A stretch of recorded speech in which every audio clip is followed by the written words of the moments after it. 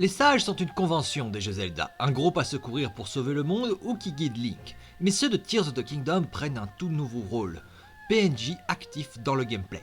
4 d'entre eux apparaissent d'abord dans Breath of the Wild et 3 d'entre eux, Sidon, le prince des Zora, Riju, la chef des Gerudo et Yunobo, petit-fils du prodige Goron Daruk, aident Link à libérer les créatures divines de l'emprise de Ganon. Le quatrième, Babil, est un PNJ qui est lui le fils de celui qui aide Link, Teba. Mais dans la suite, ces mêmes personnages accompagnent Link dans sa quête et explorent les donjons pour sauver leur région natale et trouver leur exemplaire de l'artefact magique nommé Pierre Occulte qui les font devenir sages. Babil reprenant le flambeau de son père qui doit assumer ses nouvelles responsabilités de chef des Piaf. Ces 4 personnages bien reconnaissables et qui ont eu droit à une évolution ont su marquer pas mal de monde, dont moi. J'ai même imaginé leur moveset en 2024.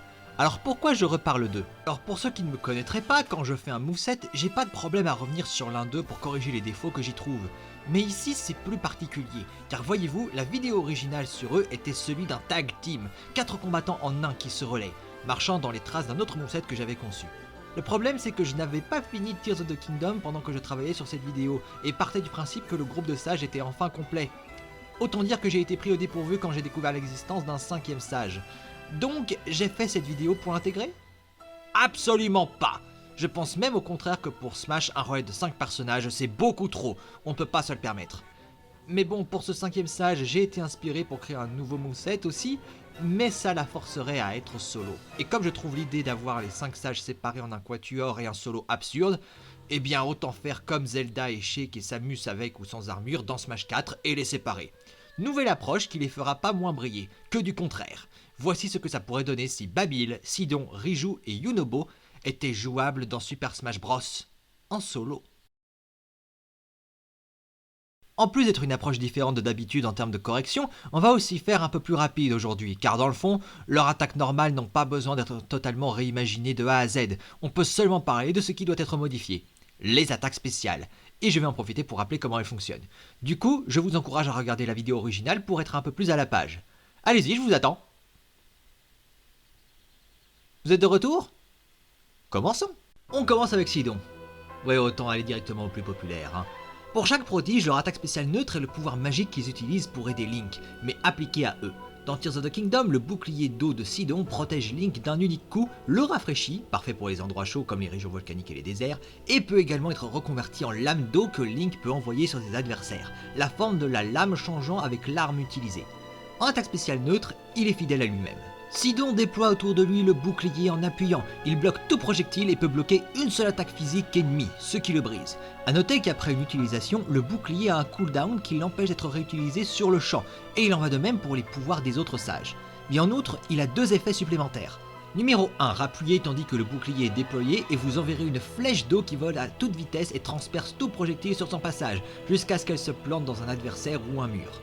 Et numéro 2 en partie, mais surtout numéro 2, tout le temps que le bouclier est déployé, la puissance des attaques de Sidon est décuplée. C'est basé sur une des capacités passives des armes Zora comme son trident dans Tears of the Kingdom, infliger plus de dégâts en milieu humide.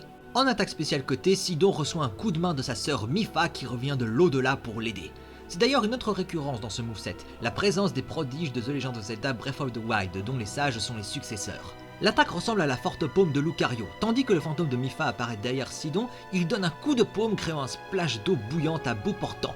Le splash en lui-même est faible et c'est juste faire flancher les ennemis, mais l'attaque fonctionne aussi comme un come and grab, faites-la à bout portant d'un ennemi et elle fera beaucoup plus mal. Mais ce n'est pas tout, en combat en équipe, Sidon peut utiliser cette technique sur ses alliés. Ça ne les fait pas flancher et en plus l'eau est beaucoup moins chaude. En fait, elle est plus proche des sources chaudes, ce qui les soigne, rappelant les sorts de soins de Mipha et si je ne me trompe pas de Yona aussi.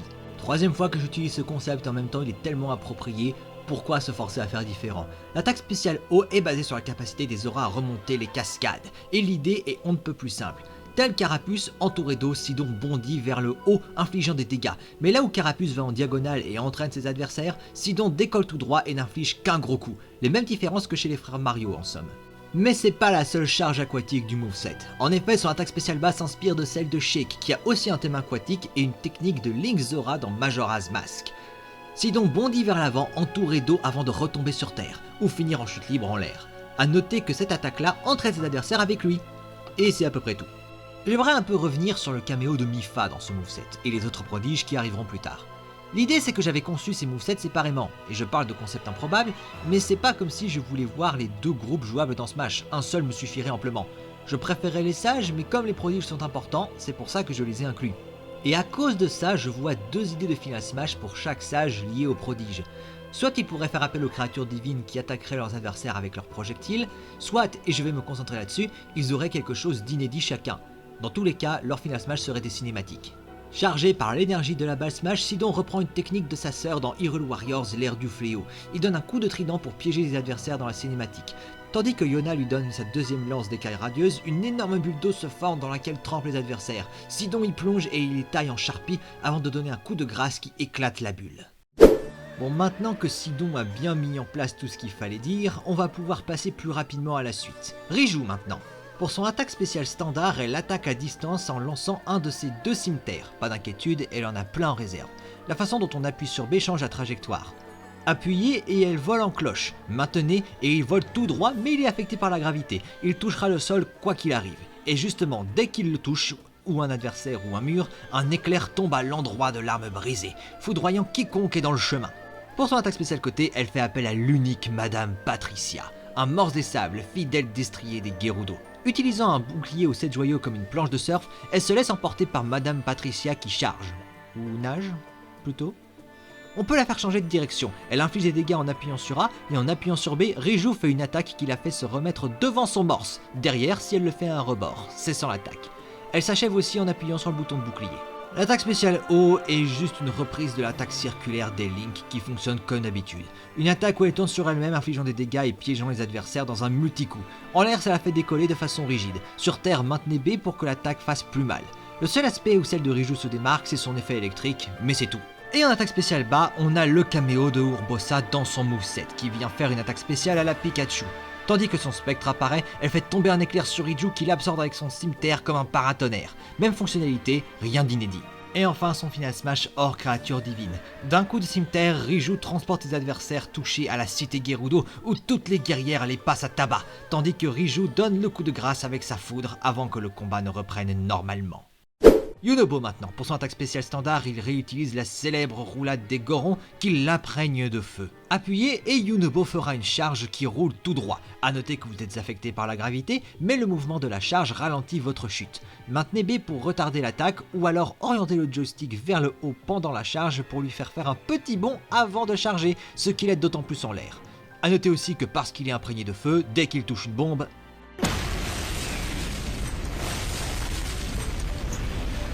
pour son attaque spéciale côté, il va utiliser son espadon la brise montagne dans toute sa longueur. Il s'agit d'une espèce d'attaque tourbillonnante. Il avance très lentement tout en donnant 3 coups qui envoient voler les adversaires. De par sa simple taille, l'attaque a une énorme portée, mais elle a aussi une contrainte supplémentaire. Le bout de l'arme est un sour spot. Si vous voulez maximiser les dégâts, il faut frapper avec le gros de l'arme. L'attaque spéciale O est très librement inspirée par son rôle dans Breath of the Wild où, utilisant le bouclier de son ancêtre, il sert de boulet de canon pour repousser Rudania. La connexion se fait toute seule. Une explosion a lieu sous ses pieds, ce qui le fait se propulser en l'air, mais l'attaque le fait retomber avec fracas au sol après être arrivé au sommet de son envol. C'est aussi simple que... Et en parlant du bouclier de son ancêtre, en toute logique, il devient son attaque spéciale bas. Identique à Fox dans l'esprit, tandis que le fantôme de Daruk apparaît, Yunobo déploie le bouclier, blessant les adversaires à proximité et renvoyant tous les projectiles au passage, et tant qu'il est déployé bien entendu. A noter aussi que Yunobo est totalement immobile. Et pour son Final Smash hors implication des créatures divines, on revient encore à l'idée de boulet de canon. Car après vous, l'attaque spéciale O en était inspirée, ce n'est pas utilisé tel quel. Mais en revanche, une cinématique pourrait permettre de l'intégrer plus directement. Après avoir piégé ses adversaires dans une cinématique à l'aide de la brise montagne, Yunobo déploie son bouclier et s'enferme dans un canon. Canon opéré par Tokash et Vator, deux Gorons avec qui il a fondé une entreprise minière. Le duo vise bien avant de faire feu, et leur patron fait énormément de dégâts aux adversaires dans lesquels ils rentrent dedans. Il est temps de finir cette vidéo avec Babil. Je l'ai gardé pour la fin car il est le seul pour qui j'avais des vraies critiques à faire par rapport à mon premier jet. Ironique sachant qu'il était le premier dont j'ai parlé. Et comme d'habitude avec les autres sages, son attaque spéciale standard et son pouvoir magique attitré. Appuyez sur B pour commencer à préparer un vent, rappuyez pour le faire souffler, et la manière dont vous réappuyez change la fonction de la bourrasque. Appuyez pour souffler devant vous, cela repousse les adversaires. Faites en l'air, le contre-coup de l'attaque fait repousser Babil, mais maintenez B et il souffle derrière Babil, ce qui le fait foncer vers l'avant, blessant les adversaires au passage. L'attaque spéciale côté est le plus gros changement de ce moveset. En effet, il tire une flèche, mais celles-ci ont la particularité d'être à tête chercheuse. C'est une référence à la mécanique de l'amalgame de Tears of the Kingdom, où attacher des morceaux de monstres ou autres à des objets leur font gagner des différentes propriétés. Entre autres, attacher des yeux de chauve-souris à des flèches leur donne un effet tête chercheuse. Mais Babil n'a pas besoin d'amalgame, non, ses flèches sont enchantées, portées par le vent, elles volent à toute vitesse et pourchassent l'adversaire le plus proche jusqu'à ce qu'elles le transpercent. Pour conclure, faites l'attaque comme une attaque smash et les flèches seront bien plus rapides et fortes. Pour l'attaque spéciale haut, on a le caméo du prodige Revali, l'idole de Babil, à la place qui fait le plus sens. Un courant d'air créé par le fantôme fait décoller Babil vers le haut, blessant tout le monde sur son passage. Et c'est tout en fait. Enfin non, pas tout à fait. Seul truc à rappeler par rapport au moveset de Babil, il a 4 sauts en l'air en tout. Utiliser la rage de Revali lui fait perdre l'occasion d'utiliser ses sauts supplémentaires, sauf un, du moment qu'il ne l'a pas utilisé au préalable. Enfin, l'attaque spéciale bas. J'ai dû beaucoup bricoler pour celle-là, mais j'ai trouvé l'idée parfaite. On reprend l'idée de fusionner les flèches avec des morceaux de monstres, à savoir ici une corne de lésalphos blanc, créant des flèches glacées. Babil tire cette flèche en diagonale vers le haut avant qu'elle ne disparaisse. Elle retombe ensuite depuis le ciel un peu plus loin en ligne droite, atterrissant dans une explosion de glace. La flèche comme l'explosion gèle quiconque elle touche.